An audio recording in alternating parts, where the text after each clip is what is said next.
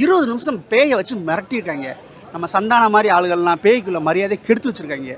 சுந்தர்சி, சந்தானம் எல்லாமே என்ன பண்ணியிருக்காங்கன்னு கேட்டிங்கன்னா, பேயை வச்சு படம் எடுக்கிறேன்னு சொல்லிட்டு பேயை வச்சு ஓட்டுன்னு ஓட்டி நமக்கு பேய் மேலே அந்த மரியாதையும் பயம் எதுவுமே இல்லாமல் பண்ணினதுனால 20 நிமிஷம் செம்ம போர்ஷன் மிரட்டியிருக்காங்க படத்தில் பேயை வச்சு.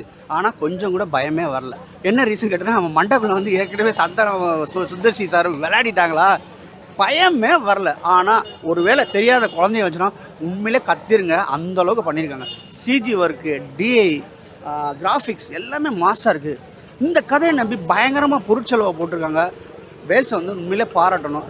பாவிஜியோட எழுத்துக்கள் வந்து எல்லாருக்குமே தெரியும், ஒரு நேஷனல் அவார்டு வாங்கினவர்.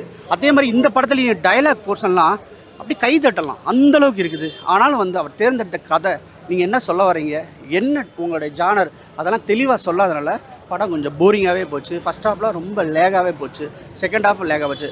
இதில் என்ன சொல்ல வராங்கன்னா, சித்த மருத்துவத்தை பற்றி தெரிஞ்சுக்கடான்றதை நம்மளோட தலைமையில் அடித்து சொல்லியிருக்காங்க.